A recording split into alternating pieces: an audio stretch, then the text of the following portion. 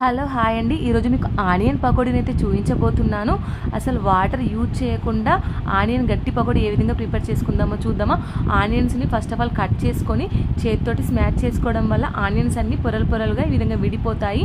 ఇలా విడిపోయిన తర్వాత ఒకసారి గట్టిగా స్మాష్ చేసుకోవడం వల్ల ఆనియన్స్‌లోని వాటర్ అన్నీ బయటికైతే వచ్చేస్తాయి. ఇప్పుడు ఇందులో కొద్దిగా పసుపు, ఒక 1 స్పూన్ జీలకర్ర, ఇందులో ఈ ఆనియన్స్‌కి ఒక 1 కప్పు శనగపిండినైతే వేసేసి రుచికి సరిపడా సాల్టు, చిల్లీ పౌడరు, వంట సోడా వేసేసి బాగా మిక్సీ అయ్యేంత వరకు కలుపుకుంటే ఈ ఆనియన్‌లోని రసానికి శనగపిండి అయితే పూర్తిగా నానిపోతుంది వాటర్ యూజ్ చేయకుండా. ఒకవేళ మీకు వాటర్ కనుక పడతాయి అనిపిస్తే ఒక స్పూన్ వాటర్ అయితే వేసేసుకొని బాగా మిక్సీ అయ్యేంత వరకు కలుపుకొని ఒక 5 నిమిషాల వరకు అలాగే వదిలేయండి. ఇప్పుడు నాన్ స్టిక్ కడాయిలో ఆయిల్ వేసి ఆయిల్ హీట్ అయిన తర్వాత ఇలా పకోడీలాగా వేసేసుకోండి.